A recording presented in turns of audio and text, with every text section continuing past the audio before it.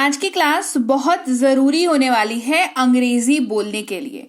देखिए, अंग्रेजी का पहला स्टेप आप अभी तक ले चुके होंगे, नहीं लिया होगा तो मेरी क्लासेस देख रहे होंगे तो लगभग आपको थोड़ी बहुत अंग्रेजी आती है ऑलरेडी, है ना।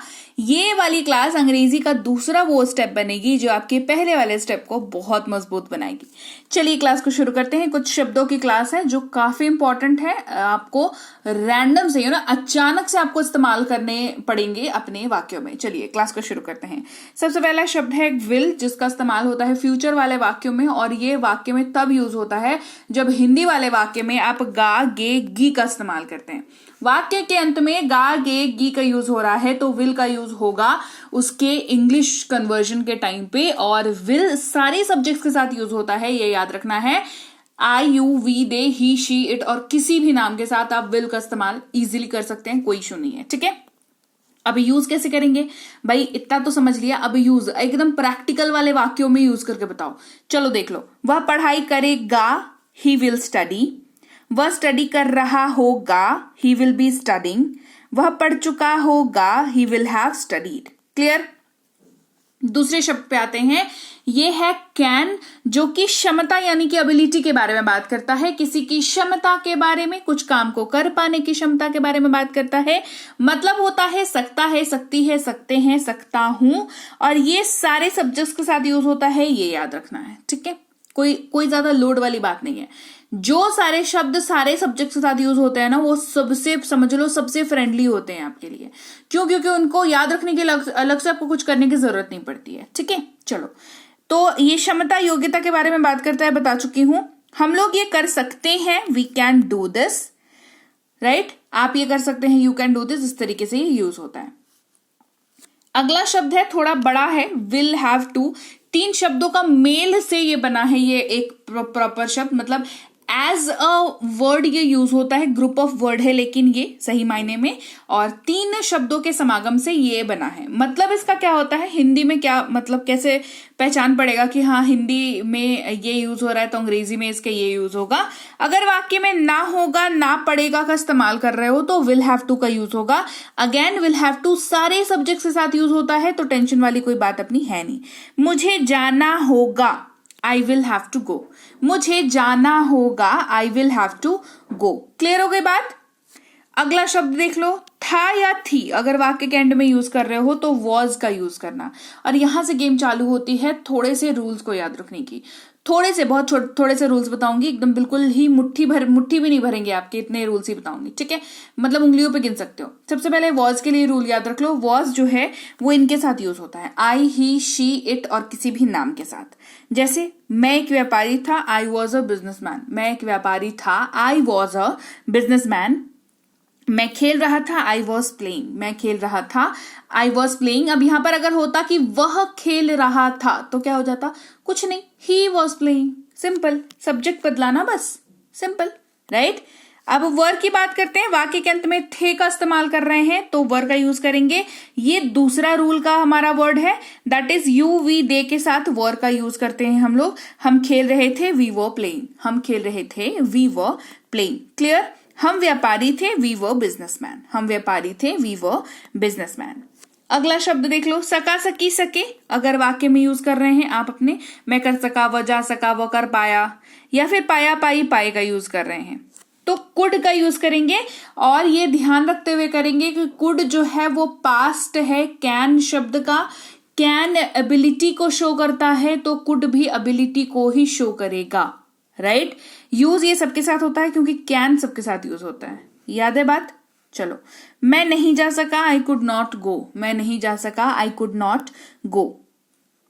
फिर है हैव और हैज।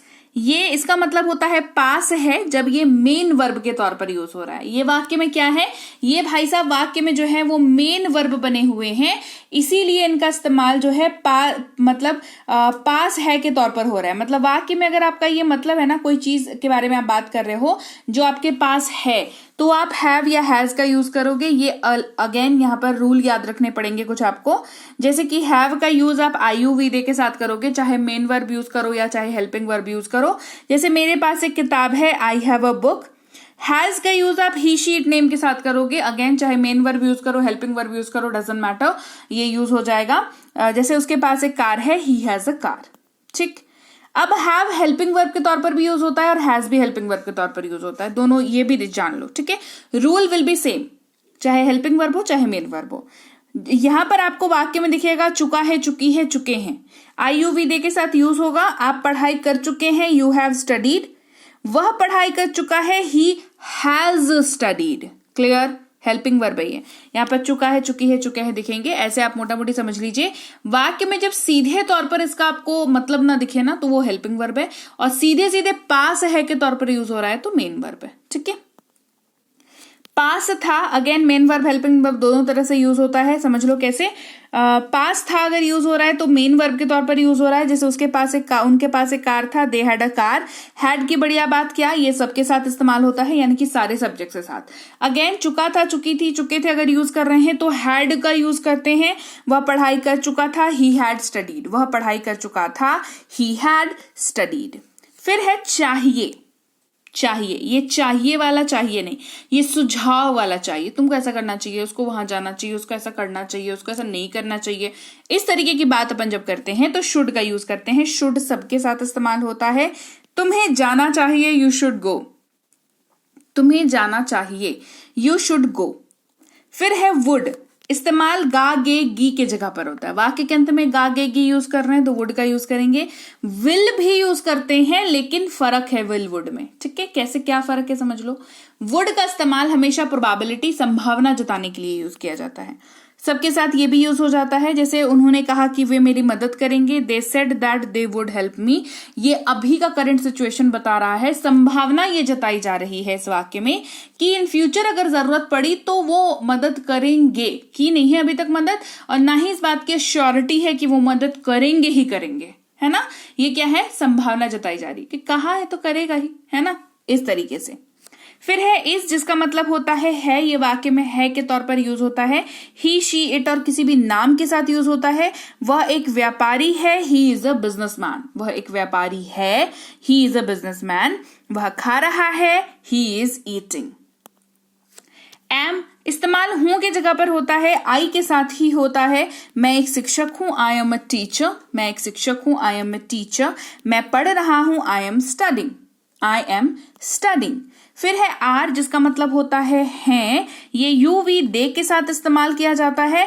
हम लोग किसान हैं, वी आर फार्मर्स, हम लोग किसान हैं, वी आर फार्मर्स। हम लोग पढ़ाई कर रहे हैं, वी आर स्टडिंग, हम लोग पढ़ाई कर रहे हैं, वी आर स्टडिंग।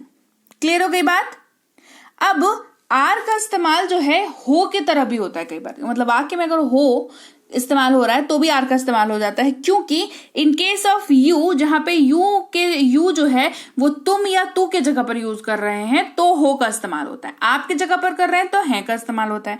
जैसे तुम एक चित्रकार हो, यू आर अ पेंटर, तुम एक चित्रकार हो, यू आर अ पेंटर, ठीक है। तो आर जो है हो है दोनों तरीकों से यूज होता है, तो कंफ्यूज नहीं होना। ये वाला एक्स्ट्रा इसलिए ऐड किया ना क्योंकि मुझे एक बच्चे ने एक दिन कमेंट किया था कि मैम हो के जगह पर क्या यूज करेंगे। फिर मतलब आप एक शिक्षक हैं, यू आर ए टीचर, ये तो अपने को समझ में आ गया, है का इस्तेमाल हो रहा है यहाँ पर।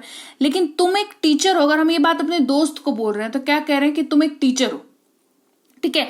तो हो के जगह पर क्या, इसको कैसे ट्रांसलेट करेंगे। तो इसीलिए मैंने सोचा कि बात बहुत छोटी सी है, लेकिन यू नेवर नो कि कब किसको क्या समझ में आए और कब किसको क्या समझ नहीं आए, है ना। तो ये वाला जो है बहुत सिंपल है, इसी वजह से मैंने इसको ऐड किया। आप में से किसको किसको ऑलरेडी ये पता था, ये मुझे कमेंट करके जरूर बताइएगा। और इसके साथ ही ये थी आज की क्लास, और आप देख रहे हैं सनरीत इंग्लिश अकेडमी। मैं हूं प्रीति मैम। शुक्रिया क्लास देखने के लिए। पूरी क्लास अगर आपने देखी है, thank you so much class को देखने के लिए, और थैंक्स टू, मतलब congratulations and thanks to you also कि आपने कुछ बढ़िया सीखा आज की क्लास में। सब्सक्राइब नहीं किया है तो सब्सक्राइब कर दीजिएगा, लाइक और शेयर जरूर किया करें क्लासेस को, ताकि मेरी मोटिवेशन जो है वो बनी रहे, और आप केयर करते हैं सामने वाले के बारे में, ये भी सामने वाले को जिसको शेयर करेंगे उसको पता चलता रहे। इसके अलावा हमारी कोर्सेज अवेलेबल हैं हमारी ऐप पर, ऐप का नाम सनरीत इंग्लिश अकेडमी है। पेड फ्री दोनों कोर्सेज अवेलेबल हैं, स्पोकन, रीडिंग, ग्रामर, राइटिंग सब कुछ अवेलेबल है। E books, PDF e books available हैं। आपको ऐप डाउनलोड करनी है, गूगल प्ले स्टोर पर जाकर के डाउनलोड और इंस्टॉल कर लें ऐप को, मिल जाएगा आपको आसानी से। तो ये आप डाउनलोड और इंस्टॉल कर लें। कोई दिक्कत अगर आती है पेड कोर्सेज से संबंधित, ऐप से संबंधित, तो इस नंबर पर संपर्क करके व्हाट्सएप मैसेज के जरिए संपर्क करके आप बता सकते हैं कि मुझे ये दिक्कत आ रही है। टीम है हमारी, वो आपसे संपर्क कर लेगी। इसके अलावा हमारी ई बुक्स इस वेबसाइट पर भी अवेलेबल हैं। पीडीएफ ई बुक्स हैं, ऐप से लें, वेबसाइट से लें, कोई फर्क नहीं पड़ता। इनको डाउनलोड करना आपकी जिम्मेदारी है। ये आप ही का काम है कि आपने पेमेंट किया है तो आप इसको डाउनलोड करके अपने पास सेफ रखोगे। ईमेल कर लिया करो खुद ही को खुद से, ताकि आपके पास ये सेफ रहे। मैं हमेशा ही बताती हूँ इस चीज को, तभी ये ई बुक जो है, क्योंकि देखो मोबाइल क्या है ना, हम लोग रीसेट वगैरह मार देते हैं तो सब डिलीट हो जाता है ना। मेल पे रखोगे तो सेफ रहेगा हमेशा। इसके अलावा व्हाट्सएप का ग्रुप, टेलीग्राम का चैनल ज्वाइन करना ना भूलें, फेसबुक इंस्टाग्राम पर फॉलो करना ना भूलें। और मैं आपसे मिलूंगी आपकी अगली क्लास में। Till then, thank you so much for watching. Stay tuned to Sandeep English Academy.